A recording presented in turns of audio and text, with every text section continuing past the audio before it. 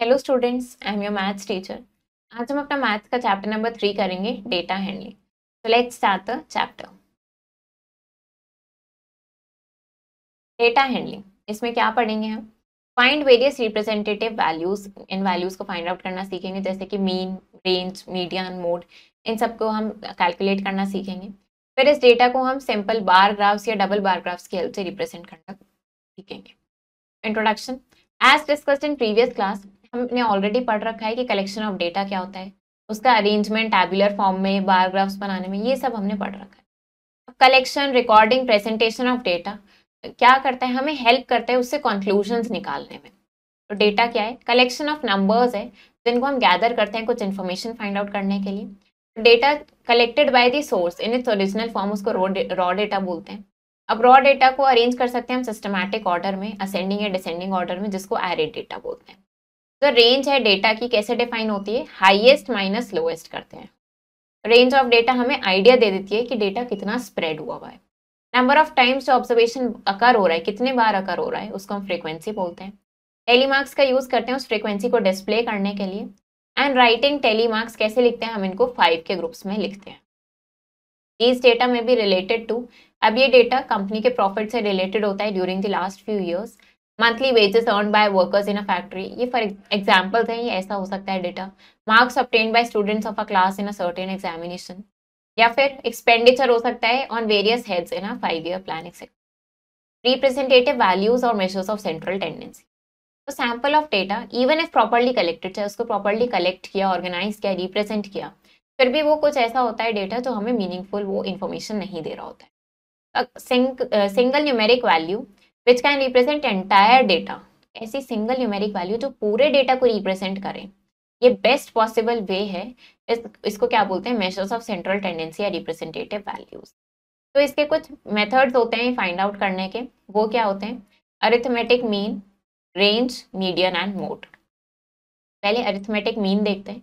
Mean बहुत ही commonly used major है central tendency का। ये क्या रिप्रेजेंट करते हैं? जो डेटा हमारे पास होता है, कलेक्शन ऑफ डेटा जो होता है, उसका हमें एवरेज बताता है। ये दोनों कंटिन्यूस एंड डिस्क्रीट डेटा के लिए ये एप्लीकेबल होता है। इसके इक्वल होता है सारी वैल्यूज का सम divided by total number of observations या total number of values.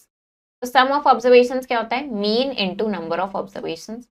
Suppose total हमारे पास n वैल्यूज हैं एक डेटा में, तो क्या नेम हो गया उनका? x1, x2, x3, x4, इस तरीके से n वैल्यूज हैं हमारे पास टोटल। अरिथमेटिक मीन क्या हो जाएगा इसका? इन सब का सम, और टोटल कितनी वैल्यूज हैं? n, उससे डिवाइड कर देंगे। ये हमारा अरिथमेटिक मीन हो जाता है, जिसको शॉर्ट में हम am लिखते हैं। तो marks secured by students in 5 subjects. तो एक एग्जाम में 5 स्टूडेंट्स ने कितना मार्क्स स्कोर किया है वो हमें गिवन है। मीन स्कोर निकालना है इसका। तो सबको ऐड कर देंगे और किससे डिवाइड करेंगे? 5 से, क्योंकि टोटल 5 सब्जेक्ट्स का है ये। तो ये कितना आ गया हमारे पास? 21.6। ये हमारे पास मीन स्कोर आ गया। अब बेसिक सैलरी हमें गिवन है रुपीज में, वर्कर्स की जो फैक्ट्री में वर्क कर रहे हैं। तो अब इनका मीन वेजेस निकालना है। सबको सम कर देंगे, और ये कितने नंबर्स हैं? यहाँ पे 8 है, तो 8 से डिवाइड कर दिया। ये हमारे पास इनकी मीन सैलरी आ गई। Where does the arithmetic mean lie? अब ये अरिथमेटिक मीन होता कहाँ पे है? Between any two fractional numbers, दो फ्रैक्शनल नंबर्स के बीच में हम वी कैन फाइंड, हम कितने भी फ्रैक्शनल नंबर्स फाइंड आउट कर सकते हैं उनका मीन यूज करके। बिटवीन 1/3 एंड 1/2 हमारे पास क्या मीन हो जाएगा? दोनों को ऐड किया, 2 से डिवाइड किया, तो 5/12 आ गया।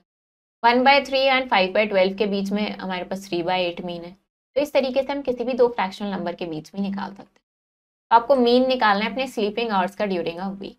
तो क्या रिकॉर्ड किया कि मंडे को 9 आवर्स सोए हैं, ट्यूसडे को 8 hours, Wednesday, Thursday, Friday, Saturday and Sunday सबका हमने देखा कि कितने आवर्स सोए हैं। इनका मीन निकालना है, सबको पहले ऐड कर दिया। टोटल कितने डेज हैं? 7। तो इनका जो सम है उसको 7 से डिवाइड कर दिया, तो यानी एवरेज स्लीपिंग आवर्स कितना है? 9 hours per day. Now range, ये एक अनदर डेटा रिप्रेजेंटेटिव वैल्यू है, इससे भी डेटा को रिप्रेजेंट करते हैं। ये कैसे डिफाइन होती है? इसमें हम डिफरेंस निकालते हैं लोएस्ट और हाईएस्ट ऑब्जर्वेशन का। इससे हमें आइडिया पता चलता है कि ऑब्जर्वेशन कितनी स्प्रेड है हमारी। तो यहाँ पे हमें मार्क्स गिवन है क्लास टेस्ट के 10 स्टूडेंट्स का, रेंज निकालनी है। तो हम इनको असेंडिंग ऑर्डर में अरेंज करेंगे। हाईएस्ट मार्क्स हमें 17 दिख रहे हैं, लोएस्ट मार्क्स 8 दिख रहे हैं। सब्ट्रैक्ट किया तो 9, ये हमारी क्या आ गई? रेंज आ गई। अब मीन निकालना है हमें फर्स्ट 6 इवन नंबर्स का। पहले फर्स्ट 6 इवन नंबर्स लिखे, इनका सम किया और इसको 6 से डिवाइड कर दिया, तो ये हमारा मीन आ गया। 6 नंबर्स का मीन है हमारे पास 17, और फिर बाद में क्या पता चला कि 21 को हमने गलती से 12 लिख लिया था, तो करेक्ट मीन अब बताना। 6 नंबर्स का मीन 17 है, सम कितना हो जाएगा इनका 102 हो जाएगा। अब 21 को गलती से 12 लिख लिया, तो क्या करेंगे 102 में 12 सब्ट्रैक्ट कर देंगे और 21 ऐड कर देंगे, तो ये 101 हो गया। इसको 6 से डिवाइड किया तो ये आ गया 18.5, ये हमारा। फॉलोइंग टेबल, अब ये टेबल हमें क्या दिखा रही है, points of each player scored in 4 games. तो अब इसको देखते हुए आंसर करना है, मीन निकालना है पहले आपको ए का एवरेज नंबर ऑफ पॉइंट्स के लिए। ए के पॉइंट्स कितने हैं 14, 16, 10, 10, तो इनको सम करके 4 से डिवाइड कर देंगे, तो ये आपके पास ए का मीन आ जाएगा। फिर to find the mean number of points पर गेम फॉर सी। अब सी का निकालने के लिए तो इन्होंने आपसे क्या पूछा है कि आप टोटल पॉइंट्स को 3 से डिवाइड करोगे या 4 से। तो सी के लिए हमने क्या देखा यहाँ पे 8, 11 और 13, और उसने ये थर्ड गेम खेला ही नहीं, तो हम इसको क्या करेंगे 3 से डिवाइड करेंगे, क्योंकि हमारे पास ऑब्जर्वेशंस भी 3 हैं, तो हम इसको 3 से डिवाइड करेंगे। बी ने सारे गेम्स खेले हैं, तो इसका मीन निकाला हमने। और बेस्ट परफॉर्मर कौन है, तो हमने देखा कि ए का सबसे एवरेज स्कोर सबसे ज्यादा है, तो ये हमारा बेस्ट परफॉर्मर हो गया। मीन ऑफ 10 नंबर्स 20 है, अगर 2 सब्ट्रैक्ट कर दिया हर नंबर में से तो न्यू मीन क्या होगा ये बताना है। अब आपको यहाँ पे मीन निकालना है फर्स्ट 5 प्राइम नंबर्स का। पहले फर्स्ट 5 प्राइम नंबर्स देखेंगे, तो फर्स्ट 5 प्राइम नंबर्स क्या हैं 2, 3, 5, 7, 11, इनको ऐड करके क्या करेंगे 5 से डिवाइड कर, ये क्या आ जाएगा आपका मीन आ जाएगा, तो कितना आ जाएगा this will be equal to 5.6। ऐसे यहाँ पे फर्स्ट 5 होल नंबर्स का, तो ये मीन कितना आ जाएगा, होल नंबर 0 से स्टार्ट होते हैं 1, 2, 3, 4, और ये भी 5 है, तो इसको 5 से डिवाइड कर देंगे, ये कितना आ जाएगा this will be equal to 2।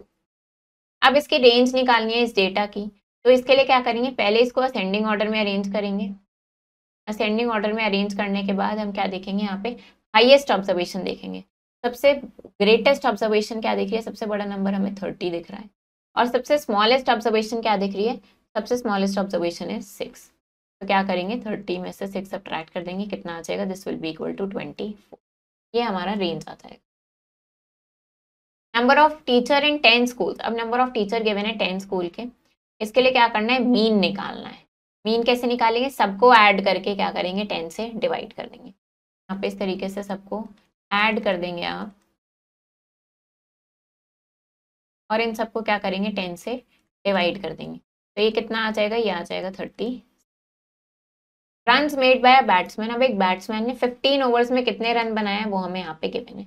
इसके लिए क्या करना है मीन निकालना है। मीन कैसे निकालेंगे, सबका सम कर देंगे और सम को 15 से डिवाइड कर देंगे, क्योंकि टोटल 15 ओवर्स हैं। रेंज निकालने के लिए क्या करेंगे, पहले सबको असेंडिंग ऑर्डर में अरेंज करेंगे और फिर हाईएस्ट माइनस लोएस्ट कर देंगे। ऐसे अरिथमेटिक मीन 12 ऑब्जर्वेशन का 24.5 है। If an observation 8 is deleted, अब उसमें से एक ऑब्जर्वेशन 8 को डिलीट कर दिया, तो अब क्या करना है आपको न्यू जो रिमेनिंग ऑब्जर्वेशन है उनका मीन निकाल। अब यहाँ पे इन सारे नंबर्स का मीन कितना है 14.1 है, तो आपको क्या करना है एक्स की वैल्यू फाइंड आउट करनी है। कैसे फाइंड आउट करेंगे एक्स की वैल्यू, इन सब का सम और इसको डिवाइड करेंगे नंबर ऑफ ऑब्जर्वेशन से, वो किसके इक्वल है 14.1 के, तो ये एक्स की वैल्यू निकालनी है। देखते हैं क्वेश्चन को, ये हमारे पास क्वेश्चन गिवन है, तो मीन कैसे निकालते हैं हम सारे नंबर्स का सम करते हैं, कितना हो जाता है 18, 24, 17, 7, 15, x, 25, 12, 17, 10, तो ये हमारे सारे नंबर्स का सम हो गया। इसको किससे डिवाइड करेंगे, कितने नंबर्स हैं टोटल 1, 2, 3, 4, 5, 6, 7, 8, 9, 10, टोटल 10 नंबर से 10 से डिवाइड करेंगे, और मीन कितना आया है इसका 14.1 आया। तो अब क्या करना है इन सबको हमें ऐड कर देना है, तो इन सबको ऐड करेंगे तो कितना आ जाएगा सम हमारे पास, इन सबको ऐड करके हमारे पास आ जाएगा 145, लेकिन साथ में हमारे पास x बच गया और इसको हमें डिवाइड करना।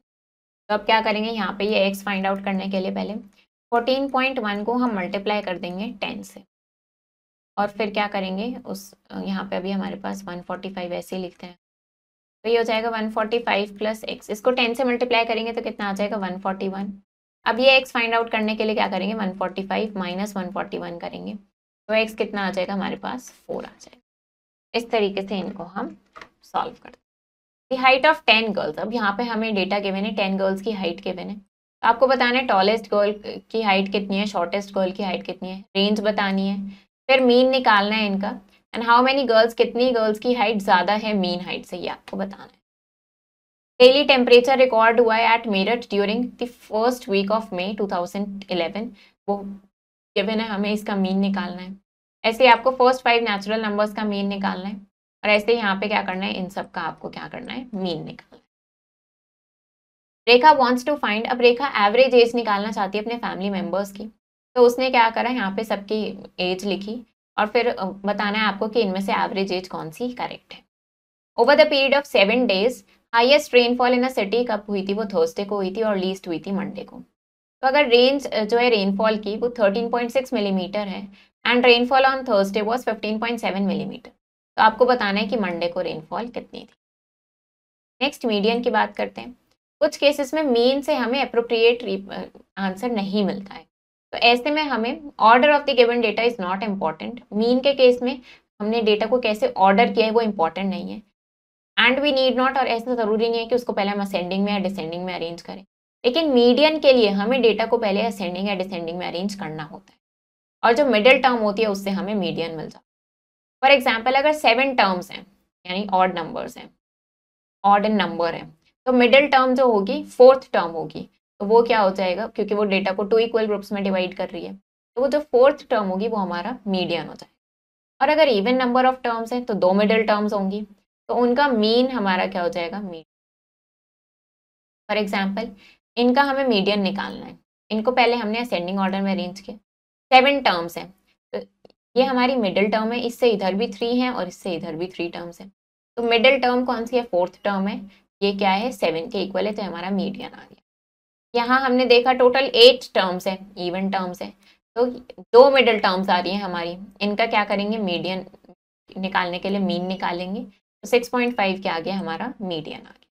तो मीडियन क्या होता है मिडल वैल्यू होती है जो ऑब्जर्वेशंस को असेंडिंग या डिसेंडिंग ऑर्डर में अरेंज करके आती है।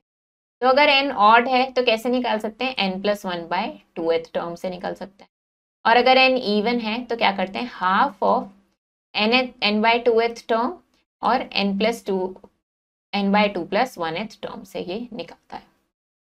n क्या होता है यहाँ पे नंबर ऑफ टर्म्स होता है, तो इनका हमें मीडियन निकालना है। असेंडिंग ऑर्डर में क्या है नंबर ऑफ टर्म्स कितनी है 7, तो सिंपली यहाँ पे क्या है 7+1/2th टर्म, ये कितनी आ गई 4th टर्म, तो यहाँ देखा 4th टर्म कौन सी है 20, ये हमारा मीडियन आ गया। अब मोड देखते हैं, ये भी एक दूसरा तरीका है सेंट्रल टेंडेंसी या रिप्रेजेंटेटिव वैल्यू को मेजर करने का।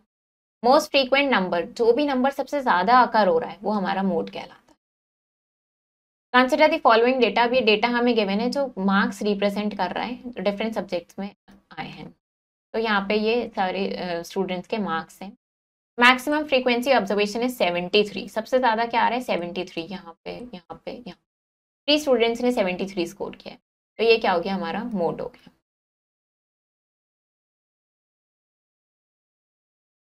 अब और एग्जाम्पल देखते हैं, weight in kg of 15 infants, 15 infants का वेट केजी में हमें यहाँ पे गिवन है, तो ये हमारे पास डेटा गिवन है। इस डेटा से it is clear that 5 infants का वेट 4 kg है, विच इज अकरिंग जो सबसे ज्यादा 12 कर हो रहा है, तो इसलिए इसका मोड क्या हो गया 4 kg।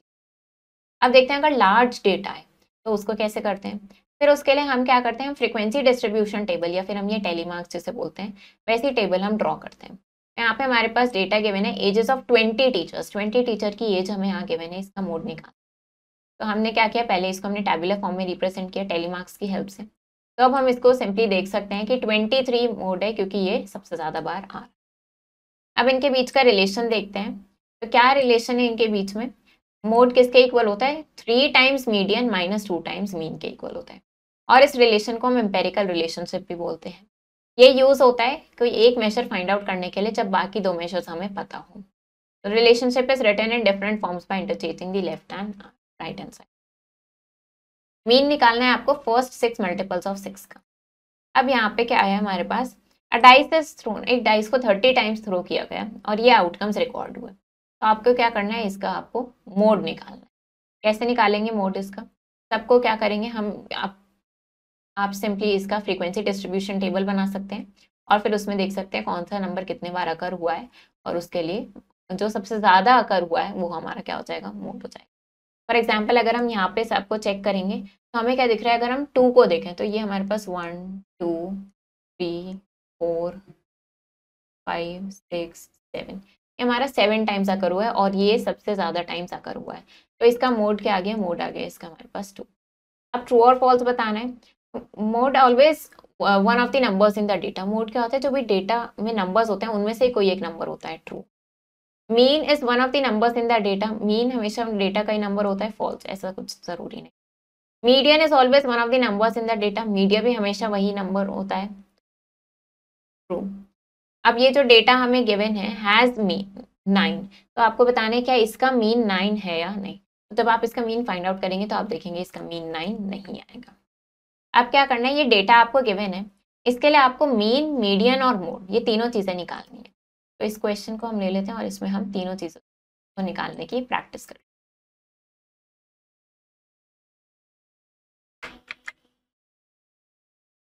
ये डेटा है हमारा, मीन, मीडियन, मोड, तीनों चीजें हमें निकालनी है इसमें। तो सबसे पहले क्या करते हैं, मीन देखते हैं। मीन निकालने के लिए क्या करना है, हमें इन सबको सम करना है। सम ऑफ ऑब्जर्वेशंस को किससे डिवाइड करना है, हमें नंबर ऑफ ऑब्जर्वेशन से डिवाइड करना है।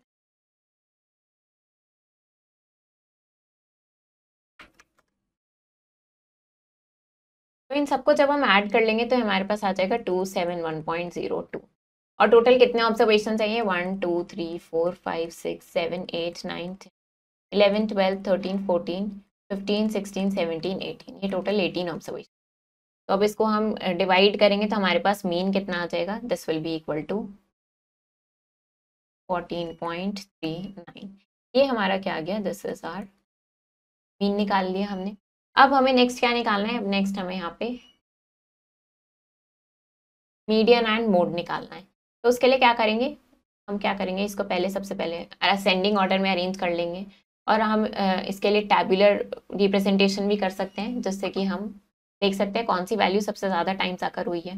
तो जब हम इसको देखेंगे तो मीडियन कितना आ जाएगा हमारे पास, ये मीडियन आ जाएगा हमारे पास 14.505, ये हमारे पास मीडियन आ जाएगा, क्योंकि टोटल 18, ये हमारे पास 18 टर्म्स हैं यहाँ पे, तो ये इवन नंबर ऑफ टर्म्स हैं, तो हमारे पास 2 मिडिल टर्म्स आएंगी, इसके लिए हम अपना इवन नंबर ऑफ टर्म्स वाला फॉर्मूला पुट करेंगे मीडियन का, इनको असेंडिंग ऑर्डर में अरेंज करके फिर मीडियन आ जाएगा।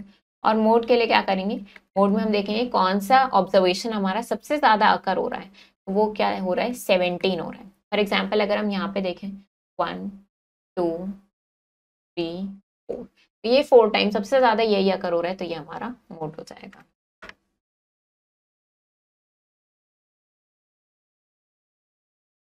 इस तरीके से हमने इसको कर लिया है। Sharma family drove through 7 states, अब समर वेकेशन में शर्मा फैमिली ने 7 स्टेट से ड्राइव किया। पेट्रोल प्राइसेस डिफर हो रहे हैं हर स्टेट के, वो उन्होंने यहाँ पे रिकॉर्ड करे। अब इसका क्या करना है, आपको मीडियन निकालना है। ऐसे ये जो हाइट्स गिवन है इनके लिए मीन, मीडियन, मोड तीनों चीजें निकालेंगे। यहाँ पे फर्स्ट 10 इवन नंबर्स का मीडियन निकालना है आपको। एंड ये हमारे पास डेटा गिवन है, इसके लिए क्या करना है, मीन टाइम निकालना है, मीडियन निकालना है और मोड देखना है। ऐसे ही डेटा गिवन है अगेन, इसके लिए क्या करना है, आपको बताना है कि कौन सा साइज मैक्सिमम डिमांड में है, नेम बताना है एवरेज का, मतलब आपको मीन भी निकालना होगा। फिर also find what size of shirt a shopkeeper must buy maximum so as to satisfy his customer, ये बताएंगे। ये मार्क्स गिवन है, इसके लिए क्या करना है, आपको मॉडल मार्क्स यानी मोड निकालना है। ये मंथली सैलरी गिवन है हमें 10 एम्प्लॉयज़ की, इसके लिए मीडियन सैलरी यानी मीडियन निकालेंगे। इस डेटा के लिए क्या करना है, आपको बताना है कि कौन सा colour is the most favourite among these girls, और उनका फिर आपको और उस सेंट्रल टेंडेंसी का नेम बताना है। देन ये वेट गिवन है, इसके लिए मीडियन एंड मोड निकालना है और बताना है क्या एक से ज़्यादा मोड यहाँ पे है। ऐसे median of first 5 consecutive even numbers, वो बताने किसके इक्वल होगा, और इस डेटा का मीडियन निकालना है। बार ग्राफ देखते हैं। हमने ऑलरेडी पढ़ रखा है कि डेटा को हम फ्रीक्वेंसी डिस्ट्रीब्यूशन फॉर्म में कैसे रिप्रेजेंट करते हैं। अब डेटा को हम वेरियस फॉर्म्स में भी रिप्रेजेंट कर सकते हैं, बार ग्राफ उनमें से एक फॉर्म।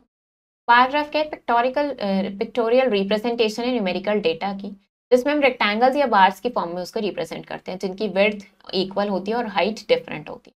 अब ये वर्टिकल बार्स भी हो सकते हैं, हॉरिजॉन्टल बार्स भी हो सकते हैं। कैसे ड्रॉ करते हैं? ग्राफ पेपर पे हम हॉरिजॉन्टल लाइन ओ एक्स, जिसको एक्स एक्सिस बोलते हैं, और वर्टिकल लाइन ओ वाई, जिसको वाई एक्सिस बोलते हैं, ये ड्रॉ करते हैं। हॉरिजॉन्टल एक्सिस पे हम इक्वल इंटरवल्स पे पॉइंट मार्क करते हैं और उनको हम नेम दे देते हैं डेटा आइटम्स का, जैसे कि डेज, वीक्स, मंथ्स, ईयर्स, जो भी हमारा डेटा होता है उसके अकॉर्डिंग देते हैं। वाई एक्सिस पे सूटेबल स्केल हम चूज करते हैं to determine the height of rectangle, और वो मार्क कर देते हैं।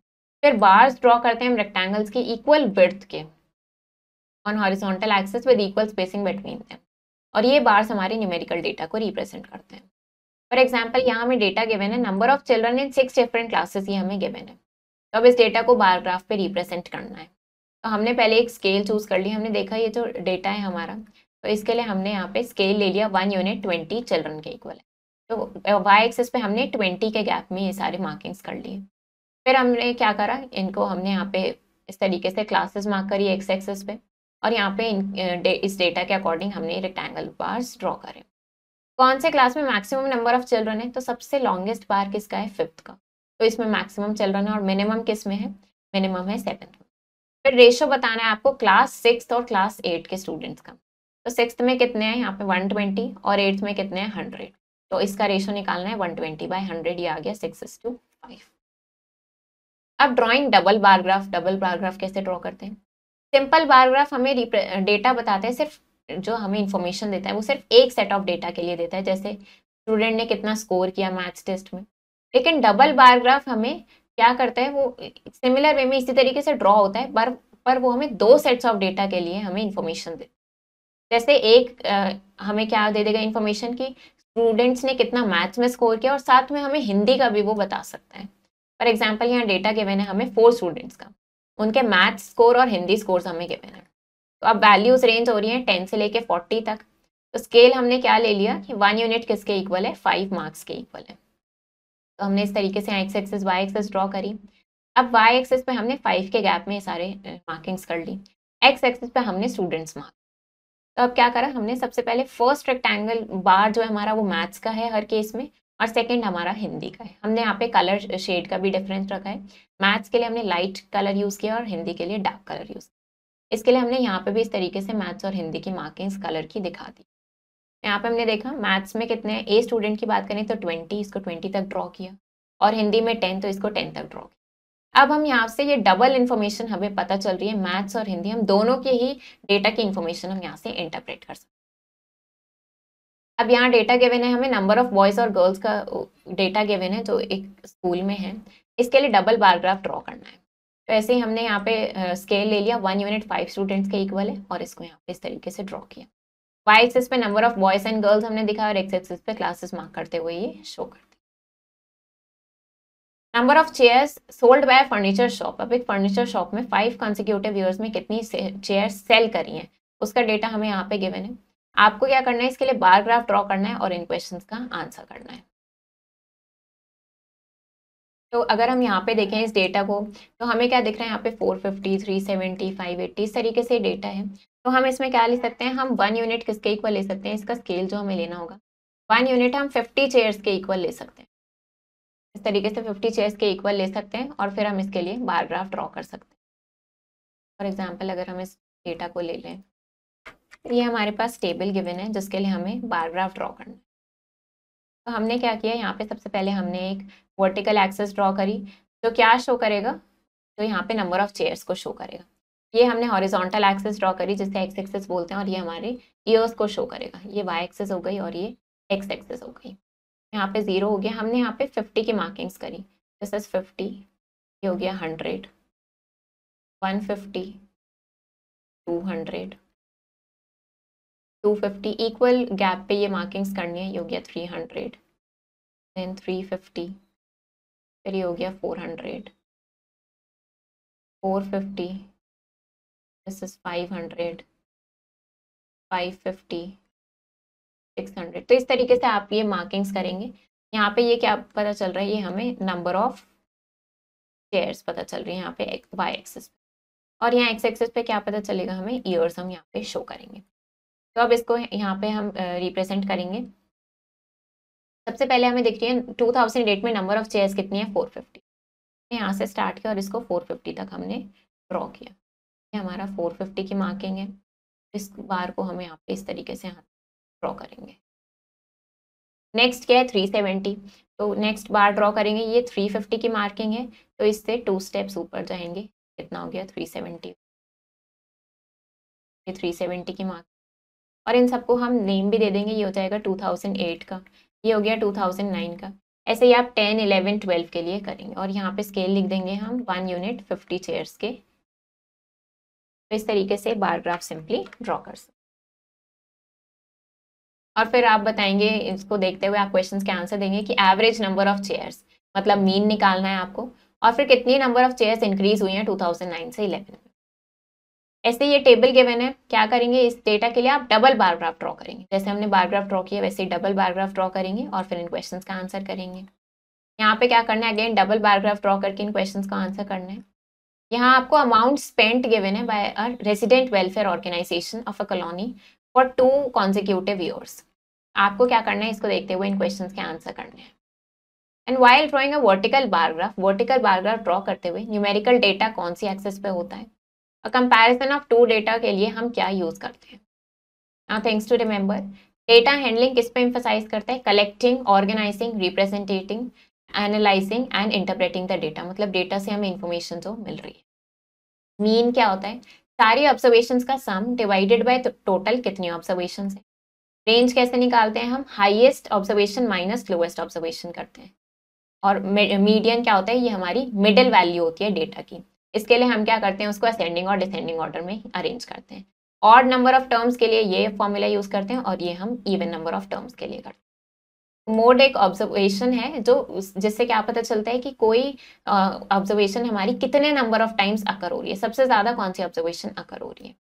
बार ग्राफ रिप्रेजेंटेशन है डेटा का बार्स की हेल्प से, और डबल बार ग्राफ में हमें 2 सेट्स ऑफ डेटा पे इंफॉर्मेशन पता चल सकता है। I found the mean and median of numbers 1, 3 and 3. 1, 3 और 3 के मीन और मीडियन फाइंड आउट करें। तो अगर 6 उसमें ऐड किया गया लिस्ट में, तो कितना इंक्रीज होगा मीन या मीडियन में। डिफरेंस बताना है मैक्सिमम और मिनिमम ऑफ डेटा का, उसको क्या बोलते हैं हम। And which of the following measures of central tendency most influenced होती है एक्सट्रीम वैल्यूज से, वो बताना है। कॉमनली यूज रिप्रेजेंटेटिव वैल्यू क्या है, जिसमें सारी वैल्यूज इंक्लूड हो जाती हैं। डेटा को इंक्रीजिंग या डिक्रीजिंग ऑर्डर में अरेंज करना होता है, क्या फाइंड आउट करने के लिए। फिर इस डेटा के लिए आपको मीन और मीडियन में रिलेशन बताना है। लेंथ ऑफ बार्स किस पे डिपेंड करती है, इस डेटा के लिए आपको मीडियन बताना है। यहाँ पे मोड निकालना है और इनका मीन निकालना है। यहाँ पे रेंज निकालेंगे, एंड इसमें ट्रू और फॉल्स बताएंगे, और ऐसे ही आप इन प्रॉब्लम्स को सॉल्व करेंगे। तो चैप्टर हमारा फिनिश हो गया है। आई होप आपको ये चैप्टर समझ आया होगा। आप इसको प्रैक्टिस करो अच्छे से। हम मिलेंगे नेक्स्ट वीडियो में। Thank you and have a nice day.